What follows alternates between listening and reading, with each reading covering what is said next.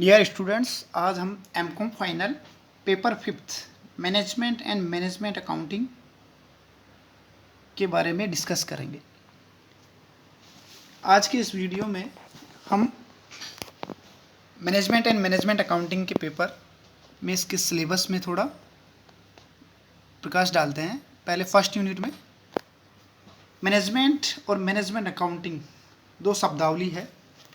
पहले हम मैनेजमेंट में देखेंगे उसकी डेफिनेशन, नेचर एंड फंक्शन, फिर evolution of management thoughts, contribution of Taylor, Mayo, Fayol and Peter डकर।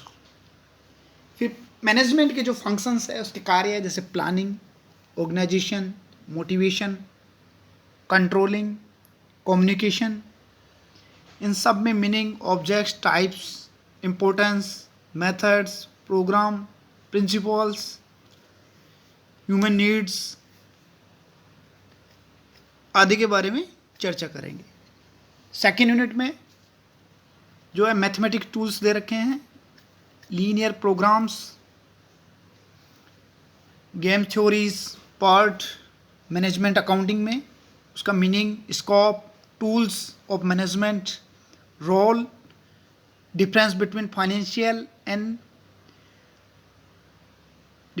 Financial accounting and management accounting के बारे में चर्चा करेंगे। यूनिट थर्ड में हम analysis and entrepreneurship of financial management, इसमें ratio analysis, fund flow, cash flow, इनकी नीड्स, इनके importance, types, manager information system आदि के बारे में चर्चा करेंगे।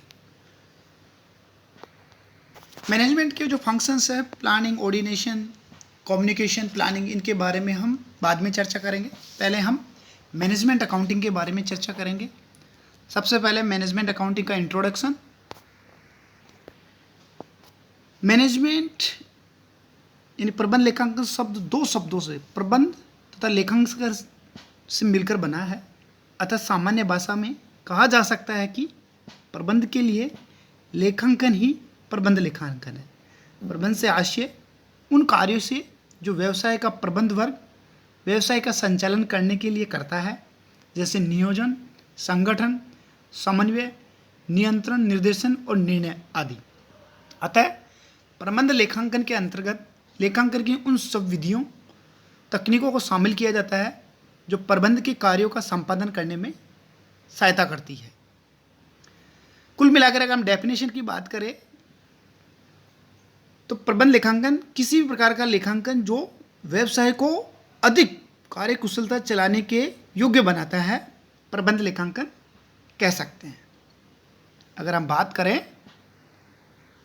अगर हम सिंपल सा भाषा में प्रबंध लेखांकन के बारे में कहें तो लेखांकन सूचनाओं का इस प्रकार से वर्गीकरण, विश्लेषण एवं प्रस्तुतिकरण है जिसका उपयोग करके प्रबंध व्यवसाय की नीतियों का निर्माण, नियोजन, संगठन, समन्वय एवं नियंत्रण कर सके एवं व्यवसाय संचालन कुशलता के साथ कर सके। अब हम बात करते हैं नेचर और कैरेक्टरिस्टिक्स ऑफ मैनेजमेंट अकाउंटिंग, यानी प्रबंध लेखांकन की प्रकृति अथवा विशेषताओं की हम बात करेंगे। तो पहली है सर्विस फंक्शन। सर्विस फंक्शन प्रबंध लेखांकन एक ऐसा सेवा कार्य है जिसके अंतर्गत प्रबंध को निर्णय एवं नियंत्रण के लिए सूचनाएं प्रदान की जाती हैं और उन निर्णयों के परिणामों की समीक्षा करके प्रबंध को सूचना प्रदान की जाती है। नंबर 2, इंटीग्रेटेड फंक्शन यानी समन्वय पद्धति। प्रबंध लेखांकन एक समन्वय पद्धति है जिसमें वित्तीय प्रबंध, अर्थशास्त्र, सांख्यिकी, अंकेक्षण, व्यावसायिक संनियम, मनोविज्ञान आदि विषयों के व्यवहारिक ज्ञान के प्रयोग के साथ वित्तीय लेखांकन, लागत लेखांकन, बजट नियंत्रण, परमाप लागत लेखांकन, सीमांत लागत लेखांकन आदि तकनीकों का प्रयोग किया जाता है। Number 3, presentation of data. प्रबंध लेखांकन समग्र प्रस्तुत करता है, निर्णय नहीं लेता। निर्णय लेना तो प्रबंधक का कार्य है। Number 4, more emphasis of future, भविष्य पर अधिक जोर। प्रबंध लेखांकन के अंतर्गत केवल भूतकालीन समांकों का ही प्रयोग नहीं किया जाता, अपितु भविष्य के संबंध में पूर्वानुमान एवं बजट पर आधारित समांकों का प्रयोग भी किया जाता है। नंबर 5 है कंपेरेटिव स्टडी यानी तुलनात्मक अध्ययन। प्रबंध लेखांकन के अंतर्गत विभिन्न योजनाओं एवं विकल्पों का तुलनात्मक अध्ययन किया जाता है और उसमें से सर्वश्रेष्ठ योजना एवं विकल्प का चुनाव किया जाता है। नंबर 6 है कॉजेज इफेक्टिव एनालिसिस यानी कारण प्रभाव विश्लेषण। इसमें प्रबंध लेखांकन कारण एवं उसके प्रभाव का अध्ययन करता है। उदाहरण की हम बात करें, वित्तीय लेखांकन यानी वित्तीय लेखों द्वारा केवल लाभ की राशि की ही जानकारी दी जाती है, जबकि प्रबंध लेखांकन के अंतर्गत लाभ के कारण तथा इसका संस्था पर पड़ने वाले प्रभावों का अध्ययन किया जाता है तथा इसमें वृद्धि के सुझाव भी दिए जाते हैं। अनसर्टेन नेचर ऑफ रूल्स, 7वां यानी नियमों की अनिश्चित प्रकृति। प्रबंध लेखांकन के नियम निश्चित प्रकृति के नहीं होते। प्रबंध के विशिष्ट उद्देश्यों को पूरा करने के लिए प्रबंध लेखांकन के अंतर्गत सामान्य स्वीकृत नियमों से अलग नियम बनाए जा सकते हैं। अब हम बात करते हैं प्रबंध लेखांकन के उद्देश्य, ऑब्जेक्ट्स ऑफ मैनेजमेंट अकाउंटिंग। प्रबंध लेखांकन का मुख्य उद्देश्य प्रबंध के जो कार्य हैं, नियोजन, संगठन, समन्वय, नियंत्रण आदि में संबंध में सहायता पहुंचाता है। पहला टू हेल्प इन प्लानिंग, पहला है टू हेल्प इन प्लानिंग यानी नियोजन में सहायता करना। नियोजन के अंतर्गत उपलब्ध सूचनाओं के आधार पर पूर्वानुमान लगाना, लक्ष्यों एवं नीतियों का निर्धारण करना और विभिन्न विकल्पों में से सर्वोत्तम विकल्प का चयन करना आता है।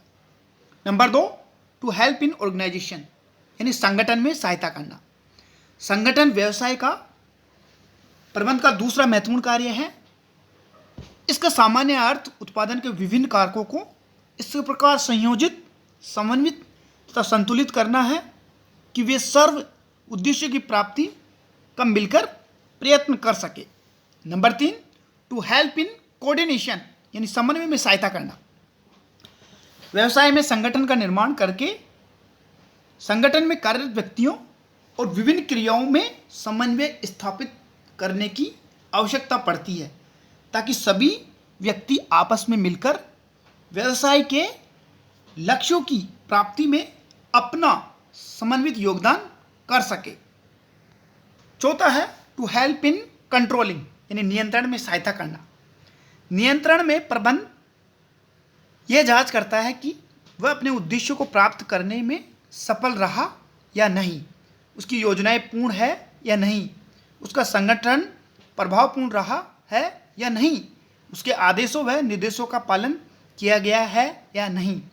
नियंत्रण करते समय प्रबंधक न केवल यह मालूम करता है कि इच्छित प्रगति हुई है कि नहीं। फिर है 5वां to help in decision making यानी निर्णय में सहायता करना। किसी भी समस्या के संबंध में उपलब्ध विभिन्न विकल्पों में से किसी सर्वोत्तम विकल्प का चुनाव करना ही निर्णय होता है। छठा है टू हेल्प इन कम्युनिकेशन यानी संप्रेषण में सहायता करना। संप्रेषण का अर्थ है विचारों और सूचनाओं का आदान प्रदान, अर्थात आधुनिक युग में बिना सूचनाओं के आदान प्रदान के कोई भी व्यावसायिक संगठन कार्य नहीं कर सकता। प्रबंध लेखांकन का महत्वपूर्ण उद्देश्य लेखांकन सूचनाओं को सही समय पर सही व्यक्ति को पहुंचाना है। यदि सूचना का संप्रेषण का कार्य सही प्रकार से नहीं होगा तो व्यवसाय की समस्त क्रियाएं जैसे नियोजन, संगठन, निर्णय आदि कुछ भी समय पर नहीं हो सकेगा।